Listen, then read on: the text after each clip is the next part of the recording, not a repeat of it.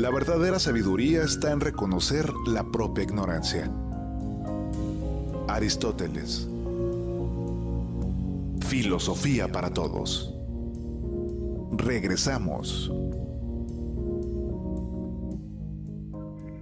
Tu opción en el cuadrante. Jalisco Radio. No es la idea de un ser. A ver, eso es muy importante, porque en la tradición occidental, por ejemplo, en la visión judeocristiana o incluso del Islam, Dios es entendido como un ser. Y en tanto ser que crea, eso que crea está disociado de ese ser creador. ¿Ok? Sí. Entonces Dios es una cosa y nosotros somos otra, para hablarlo de otro. Ya no metamos aquí el Espíritu Santo, el Hijo, que bueno, ya eso le iba a decir, es pero que bueno, aquí lo pensamos como en tres, ¿no? Y uno es una paloma y otro es otra cosa. Pero bueno, entonces, ya en espiritualidad más profunda, lo que sucede es que son tres, pero en realidad no son tres, son uno.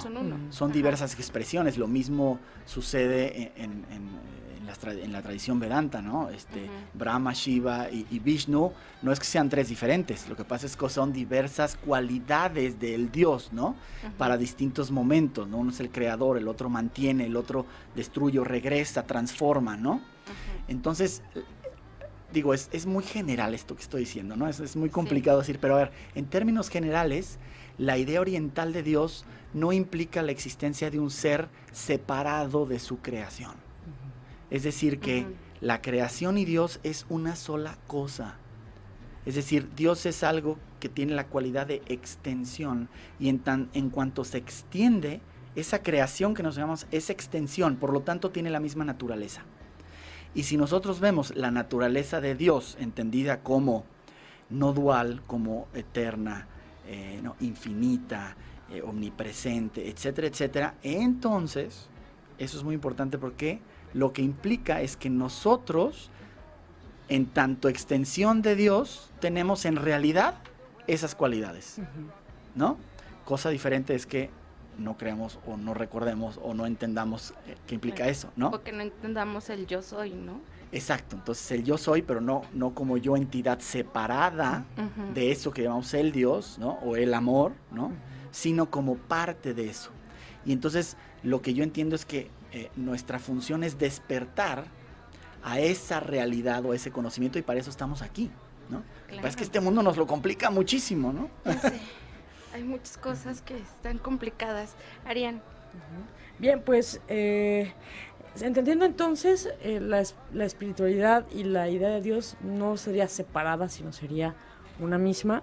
Y entonces entraríamos como en una cuestión para aquellos que tenemos como las dudas en todo esto del universo y el universo como unidad. Entonces, o sea, el ser creador es yo soy parte de este ser creador y entonces también soy parte de la creación y también por tanto puedo crear también, ¿no? Claro, y por eso luego esto que suena, somos co-creadores, pero nosotros creamos co-creadores en principios separados de Dios y eso no podría ser desde esta cosmovisión, ¿no? Pero a ver, yo lo que quisiera es que se pudiera entender la implicación de esta idea en nuestra realidad o lo que nosotros llamamos realidad. Si formamos parte de esa única cosa que es Dios y eso no existe separación, ahí es una sola cosa, ¿no? Eso quisiera decir que lo que nosotros advertimos como real, que implica dualidad, y cuando digo dualidad es todo lo que es opuesto, ¿sí? Bueno, malo, arriba, abajo, vida, muerte, cielo, infierno, luz, bien, oscuridad, mal. Bien, mal. Eso no sería una cualidad de Dios, porque Dios es uno, ¿ok? Entonces, si solo Dios sería real, por lo tanto todo lo que es dual es ilusorio. Y entonces estaríamos viviendo en un mundo ilusorio.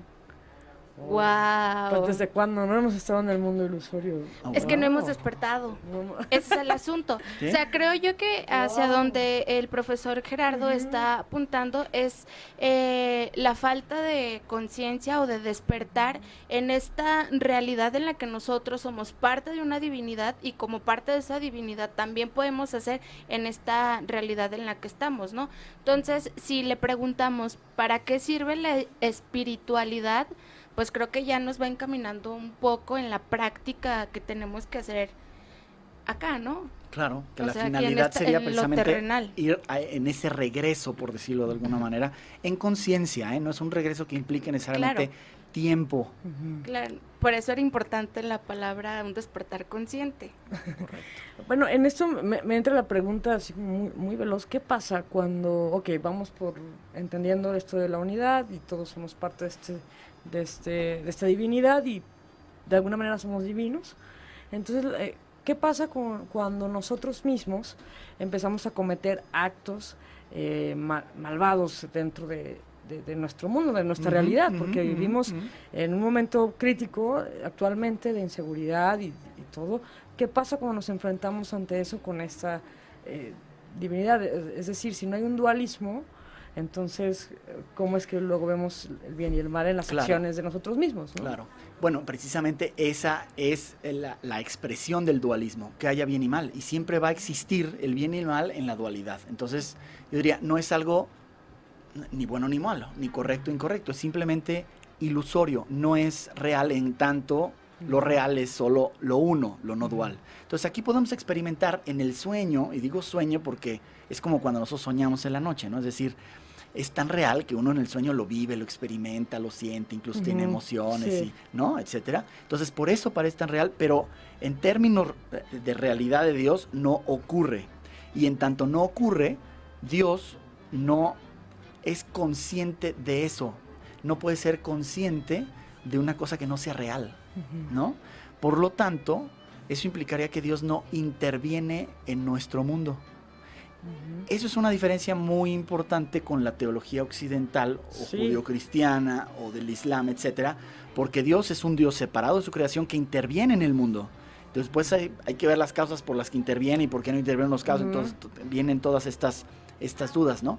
Entonces, en tanto no interviene, el bien y el mal no tienen que ver con Dios, tiene que ver con el sistema de pensamiento de dualidad, o lo que nosotros creemos en el mundo, que es este sistema de pensamiento de dualidad, bien o mal, etc. Entonces, eso tiene sus reglas, ¿no? Entonces, en este mundo, ese sistema de dualidad tiene sus reglas. Entonces, en Oriente lo que dicen es, tú haces estos actos malos que me preguntabas, y entonces generas karma, ¿no? Karma es un patrón mental, ¿no? Que se va creando a través de acciones, y las acciones van creando a su vez el mismo patrón mental, se va una cosa haciendo con la otra, ¿no? Que te van permitiendo alejarte o acercarte a esa divinidad que eres, ¿no? Entonces generas más o menos karma en ese sentido, con tus acciones o tus pensamientos. Claro. Y es ir hacia sí mismo, entonces. Toda acción ya no va a recaer en la idea de Dios, sino en sí mismo, en nosotros mismos. En tanto que tú y Dios no son cosas disociadas. Exactamente, sí, pero no tú como individualidad, ¿eh? No es la visión es que yo soy Dios, es una... A ver, desde la individualidad, claro que eso es una blasfemia, ¿no? No tiene nada que ver.